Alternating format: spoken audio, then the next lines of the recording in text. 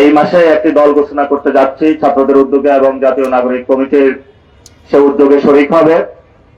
আমাদের আর বেশি দিন সামনে নাই, কিন্তু আমরা দেখেছিলাম এখানে আজকে যে গণ অভ্যুত্থানে নারীদের কথা হচ্ছে, আমরা শুধু গণ অভ্যুত্থানে নারীদের ভূমিকা না, গত 15 বছরে নারীদেরকে ধর্ষণ করা হয়েছে, খুন করা হয়েছে, গুম করা হয়েছে, জেলে ভরা হয়েছে, নারীদের উপর অকথ্য নির্যাতন চালানো হয়েছে।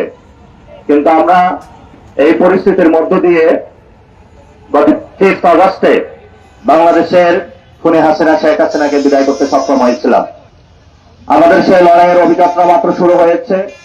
আমরা যে সুন্দর একটি বাংলাদেশ দেখতে চাই, সেখানে বর্তমানে যে নারীদের বড় একটি অংশগ্রহণ রয়েছে, সে রাষ্ট্র ব্যবস্থায় ভবিষ্যতে নারীদের কেমন ব্যবস্থা হবে, নারীদের জীবনযাত্রার মান কেমন হবে, সেই বিষয়গুলো আমরা অতি সূক্ষ্মভাবে আমাদের দলীয় যে দলটা আসবে দলীয় এজেন্ডাতে আমরা নিয়ে আসবো ইনশাল্লাহ। এবং আমরা দেখেছিলাম উত্তরা, যাত্রাবাড়ি, মিরপুর, সিলেট, বগুড়া বিভিন্ন জায়গায় নারীরা যেভাবে অসামান্য সাহসিকতার সাথে রাজপথে নেমে পুরুষদের সাথে কাঁধে কাঁধ মিলিয়ে লড়াই করেছিল। এই গণ অভ্যুত্থানের যারা ভবিষ্যতে গবেষণা করবেন তাদের একটি বড় পাত্র হিসাবে থাকবে। আজান হচ্ছে, কেউ আজানের জবাব দিবেন। এবং আমরা মনে করি বর্তমান যে সময়টা রয়েছে, নারীদের আমরা দেখেছিলাম শিক্ষকদের সমাবেশে তারা এসেছিল, তাদের উপরে পুলিশ তার সেই অতীতের যে অভিজ্ঞতা রয়েছিল জল কামান দিয়ে নারীদের উপরে তারা আঘাত করেছিল। আজকে আমরা দেখতে পাচ্ছি বাংলাদেশের যে আমরা কথা নিয়ে এসেছিলাম ফেসিবাদী ব্যবস্থার বিলোপ, সেই ফেসিবাদী ব্যবস্থার এখনো বিলোপ হয় নাই। আমরা এখনো দেখতে পাচ্ছি নারীরা বিভিন্ন জায়গায় ঘরে বাহিরে বিভিন্ন সামাজিক প্রতিষ্ঠিত যে স্বীকৃতির জায়গাগুলো রয়েছে সেখানে এখনো নিগৃহীত নির্যাতিত হচ্ছে। তাদের যে অধিকারগুলো রয়েছে সেগুলো তারা এখনো ফিরে পায়নি।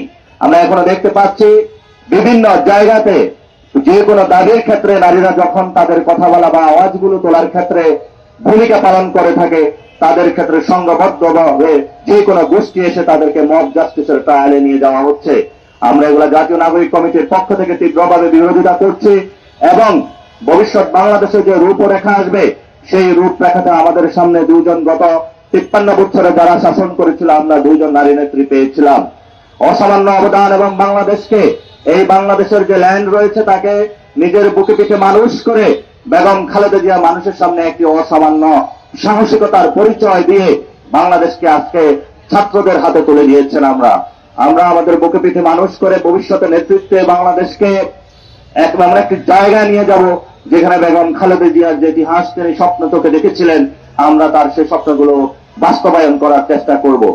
অন্যদিকে আমরা আরো দেখেছিলাম যে খুনি হাসিনা কিভাবে বাংলাদেশের মানুষের উপরে হত্যাযজ্ঞ চালিয়েছে।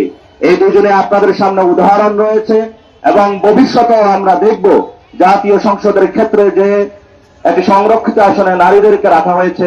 আমরা জাতীয় নাগরিক কমিটি বা ভবিষ্যতে যে দল আসতেছে সেখানে আমরা বলতে চাই নারীদেরকে শুধু পার্টিসিপেশনের জায়গায় না, আমরা তাদেরকে ডিসিশন মেকিং এর জায়গায় চাই। কারণ নারীরা যদি ডিসিশন মেকিং এ না থাকে তাহলে আমাদের যে ভবিষ্যৎ অনাগত সন্তান রয়েছে তারা পুষ্টিহীনতায় ভুগবে।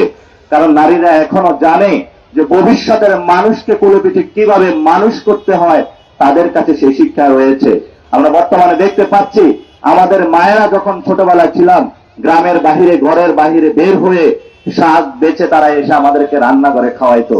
কিন্তু সেই শাকগুলো যে নারীরা আজকে বাংলাদেশের শাক সবজি এগুলো তাদের চোখ থেকে হারিয়ে ফেলা হয়েছিল। কারা করেছিল? আমরা দেখতে পাচ্ছি বিদেশি যে শাসক গোষ্ঠী রয়েছে আমাদের পার্শ্ববর্তী রাষ্ট্র, তারা আমাদের বীজের উৎপাদন দিয়ে এমন একটি জায়গায় নিয়ে গিয়েছে নারীদেরকে কৃষি বিভিন্ন জায়গা থেকে সরিয়ে ব্যবস্থা করে এমন একটি উৎপাদনশীল সমাজে তারা আমাদেরকে ফেলে দিয়েছে যেখানে নারীদেরকে আধারিং করা হয়েছে।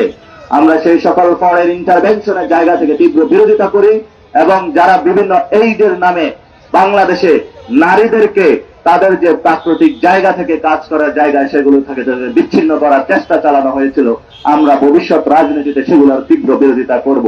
যারা গণ অভ্যুত্থানে নারীরা এসেছিলেন এখনো আসবেন, আপনারা ভবিষ্যতে আপনাদের সন্তানদেরকে পাবেন, ভাইদেরকে পাবেন এবং আপনাদের স্বামীদেরকে যারা আছেন সবাই একসাথে ঐক্যবদ্ধভাবে বাংলাদেশের একটি সোসাইটি আকারে আমরা ভবিষ্যতে কাজ করব। কারণ আমাদের সামনে তীব্র লড়াই বাকি রয়ে গেছে। এই সামনের যে ইলেকশন আসতেছে সেখানে আমরা বলতেছি যে ইলেকশন যেমন হবে তেমনি আমাদের একটি নতুন সংবিধান প্রয়োজন। এই নতুন সংবিধানে নারীরা তাদের নতুন যে হিস্সা রয়েছে সেটা বুঝে নিতে হবে এবং গণপরিষদে নারীদের অংশগ্রহণের মাধ্যমে বাংলাদেশের ভবিষ্যতে কোন নারীকে যাতে আদারিং ফিল করাইতে না পারে সেই জন্য গণপরিষদে নারীদের যথেষ্ট স্কোপ ক্রিয়েট করে নতুন একটি সংবিধান প্রণয়ন করতে হবে। আমরা আশা করছি লোকাল গভর্নমেন্টের সামনে যে ইলেকশন আসতেছে সেই ইলেকশনের মধ্যে নারী প্রতিদেরকে অনেক বেশি কানেক্টেড করতে হবে, কারণ মায়েদের যে আদর রয়েছে সেই আদরের মধ্য দিয়ে ভালোবাসা দিয়ে আমরা বড় হই। লোকাল গভর্নমেন্টে সুস্থভাবে তারা বিভিন্ন জায়গায় মানুষের কথাগুলো শুনে বাংলাদেশকে একটি নতুন জায়গায় নিয়ে যেতে পারবো বলে আমরা আশা করি।